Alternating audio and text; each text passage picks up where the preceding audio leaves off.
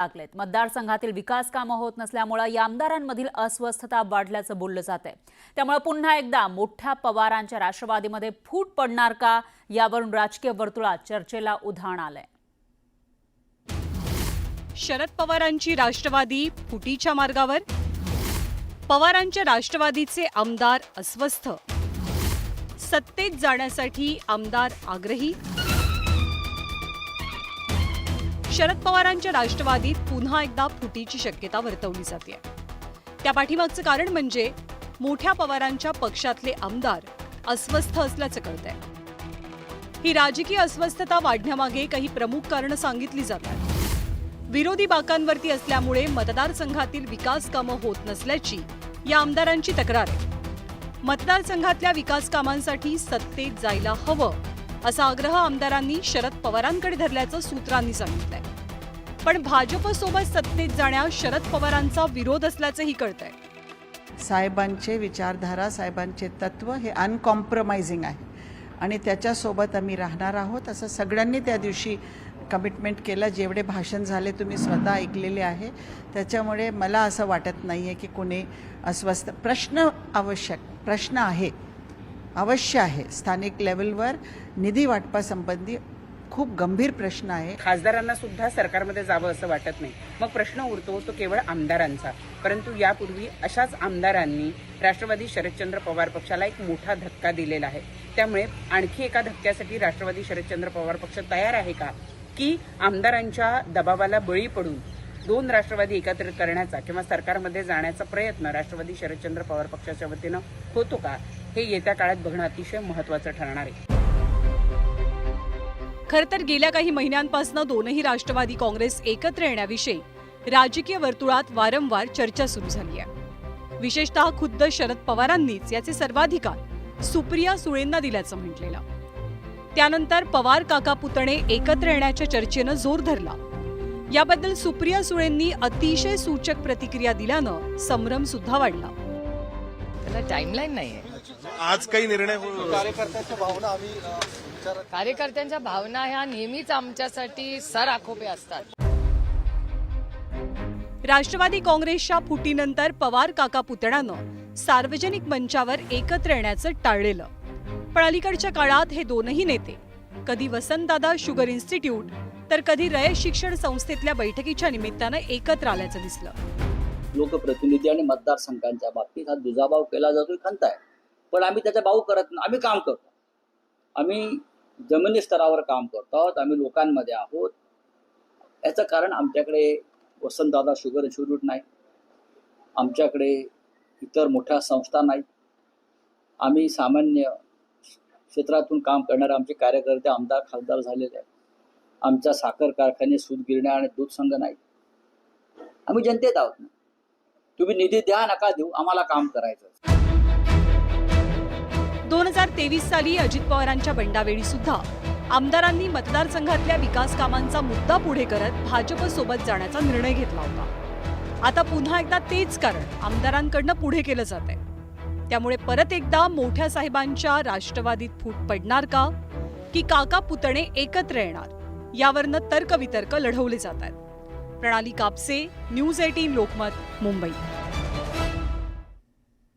महाराष्ट्रात पालिका निवडणुकांची घटिका समीप आली आहे आणि या निवडणुकांच्या पार्श्वभूमीवर चर्चा रंगतीये ती युती आणि आघाड्यांची।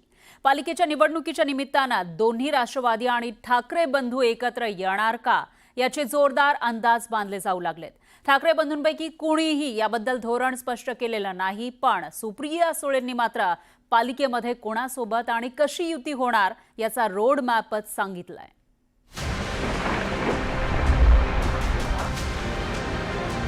सध्या राज्यात पावसाळ्याचे दिवस आहेत आणि राजकारणात निवडणुकांचे। पाऊस जसा अनेकदा बेभरवशीपणानं वागतो, तसाच काहीसा बेभरवशीपणा राज्याच्या राजकारणातही दिसू लागला। कोण कोणासोबत युती करेल आणि कोण कोणासोबतची आघाडी मोडेल याचं काहीच नेम नाहीये।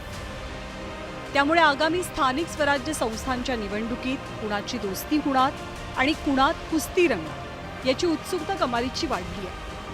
या सगळ्यात प्राईम फोकस आहे तो ठाकरे बंधू आणि पवार फॅमिलीवर। यापैकी पवार फॅमिलीचं राजकीय धोरण काय याबद्दल सुप्रिया सुळेंनी पावसाच्या संदर्भात हे अत्यंत सूचक विधान केलंय। यापैकी पवार फॅमिलीचं राजकीय धोरण काय हे विचारलं असता सुप्रिया सुळेंनी पावसाचा रेफरन्स देत हे अतिशय सूचक विधान केलंय।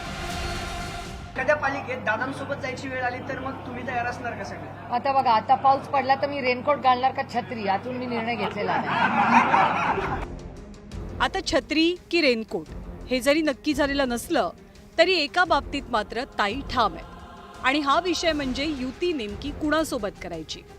भाजप वगळता युतीसाठी एव्हरीबडी इज वेलकम असं काहीसं धोरण आगामी पालिकांसाठीचं असल्याचं सुप्रिया सुळेंनी स्पष्ट केलं। अखंड राष्ट्रवादीची ताकद ही प्रामुख्यानं पुणे, नाशिक आणि कोल्हापूर सारख्या मोठ्या शहरांमध्ये आहे। पालिका निवडणुकीच्या वेळेला स्थानिक पातळीवरची गणितं अतिशय महत्त्वाची असतात। त्यामुळे अशा ताकदीच्या ठिकाणी युतीचे सर्वाधिकार स्थानिक पातळीकडेच असतील असेही संकेत सुप्रियाताईंनी दिले। हा भाजप सोडून कुठल्याही पक्षासोबत युती करायला तयार आहे, स्थानिक नेते तिथला निर्णय घेतील असं काही चर्चा झाली आहे तुमच्यात? कारण अशी नाही आहे, आमची लाईन नेहमीच असते।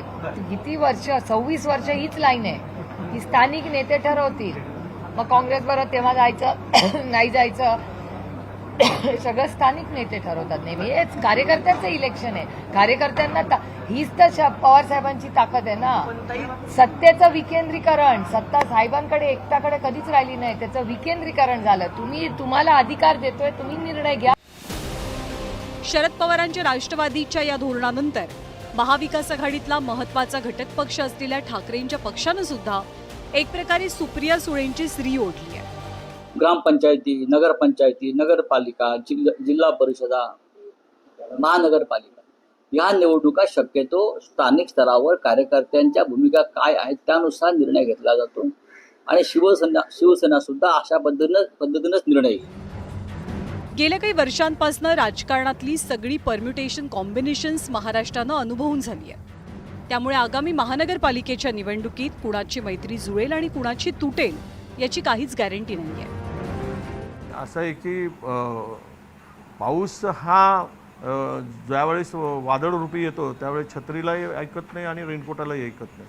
त्यामुळे नेमकं काय त्याचा अर्थ होतो तो येणाऱ्या पावसाच्या वादळावर आहे। सध्या तरी कोणताही पक्ष आपले पत्ते खुले करत नसला तरी महायुतीत नवे भिडू आले किंवा महाविकास आघाडीत फाटाफूट झाली तर आश्चर्य वाटायला नको। या शरद पवारांची राष्ट्रवादी निवडणुकीच्या पावसात कोणत्या पक्षाचा रेनकोट किंवा छत्री घेणार हे आगामी काळात स्पष्ट होईल। Bureau report, news 18 Lokmat.